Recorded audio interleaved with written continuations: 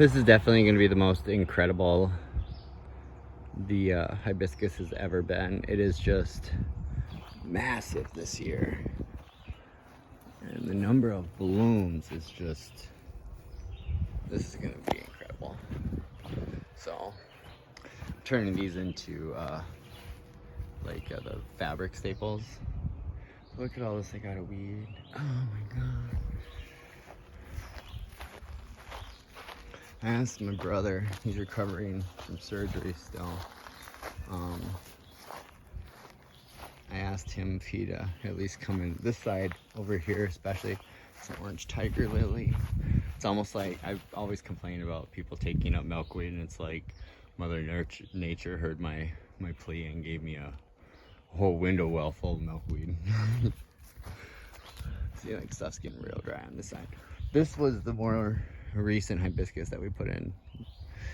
This is Moses's Fire, one of the few daylilies that I remember the name for. It's one of my favorites. Oh, purred. Japanese beetles. No!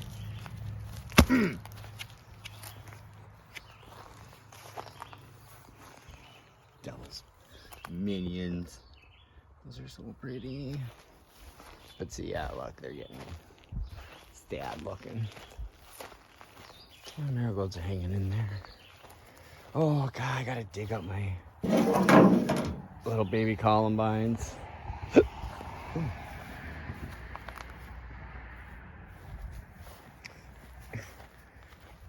We can trim this thing. And oh no, this has got a tree growing in it now. Oh, well, so much for that nearly wild rose. These were almost like completely dead yesterday because it's been so hot. And then I watered them, and now they're blooming. Well, it rained a little too, but it was the watering I gave them first.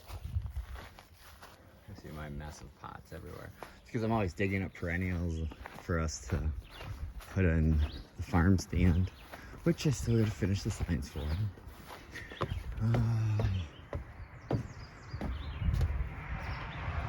It's kind of sad still. This thing was my grandma's. Near as we can figure, it's probably been in the family like 100 and some years. It's like ancient. These are some that I grabbed from my exes. Some of mine didn't survive the winter here, so I took little baby offshoots from the landscape and I did his place. Trying to figure out how to preserve nests. I thought you're supposed to like put them in the oven on warm or microwave them or something to make sure they don't have mites. And then like spray them with hairspray. I keep forgetting to like Google it.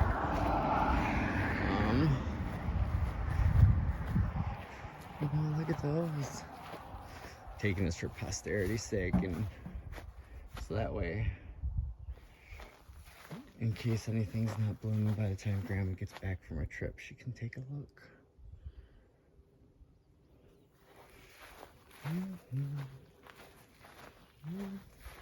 This thing has always been an amazing performer.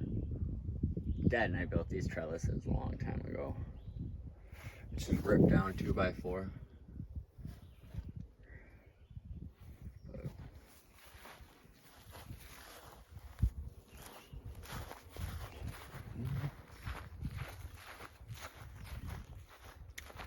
I think I was just in here the other day, but I don't think, was it before or after I hoed? So, you never know if she'll notice, but in case she thinks that I haven't been taking care of her chores too, or at least trying to. So I just finished hoeing around here. And don't worry, Grandma. Pretty sure that's a tree, but I left it in case. I know that's a zinnia. I did not see any others other than this big guy here. And I'm guessing, because this seems very characteristically you, that means there's probably seeds there. So I didn't hoe there either. So.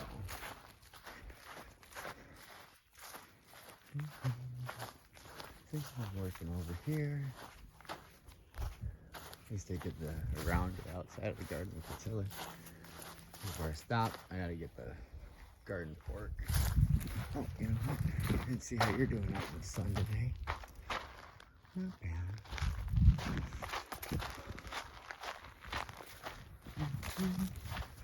Everything looks okay. Double check this. Uh-oh. It's like wedged in there now. Nobody can open it if they want to. Oh gosh, darn it. Right on the ground or it gets wet. There we go.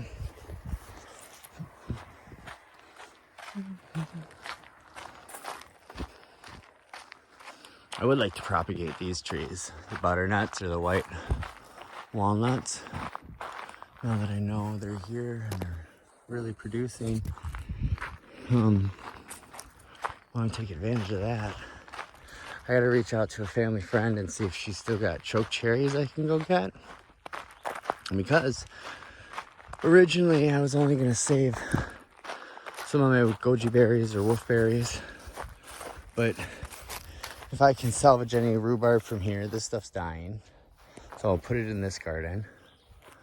These blueberries, I'm going to switch to a different spot in this garden. But I was originally thinking about putting gojis here, but this, even if I put them where the soil's the crappiest to try to improve it and just keep tilling them in every year, it doesn't allow me very much room for as many as I've got. And so I got those 2 blueberries, these raspberries, and the rhubarb. And then I also want to find a place for my white strawberries. So, I mean, that's a lot to put in here. So now I'm sitting here thinking maybe I won't put any of the wolfberries or goji berries. Instead, since I got all these sour cherry babies and these plum babies, that what I should do. Oh yeah, I did some branch trimming around the farm again today. Looks a lot better. Also did some tilling. Yeah. So I'm thinking I'll move the goji berries all along there, right? So it's a low windbreak, and then every spring just till them back in, whatever's still standing, so they grow again. I think that's how they do it in China, actually. Then in the middle, I'll get those sour cherries, which are shorter trees. So it's a little bit more of a windbreak. Plus, you know, feeds whatever we don't use, can feed the wild population. And then here, I'll put the plums, a row of plums. So that way, we got a taller set for the windbreak. Why are all these military planes flying over us today? The other ones were making kind of weird noises. At least these aren't doing that. It's kind of spooky. But yeah, got a massive pile of stuff to burn from cutting branches. Got to do some more tilling here. Try to do some more weeding before, like I said, before Grandma gets back from her vacay. So I'm running out of time. Oh, I got almost, between me and the birds, these were almost all gone. But sometimes I can find at least, I like the sour. Woo. It's like a crab apple. Oh, hey, I better make really good wine. Or liqueur. I was thinking with the bright, beautiful color, and even if I didn't make syrup from the juice, I juiced. If I cook it down a little bit, I bet it would make a beautiful dye. Maybe do some, something in tie-dye. That bright magenta color that it produces. So, anyway, just thought I'd give you a little bit of a dime tour on the messy farm. But I ain't cleaning until, you know, it's like the day before Grandma gets here. There's just too much work to do otherwise.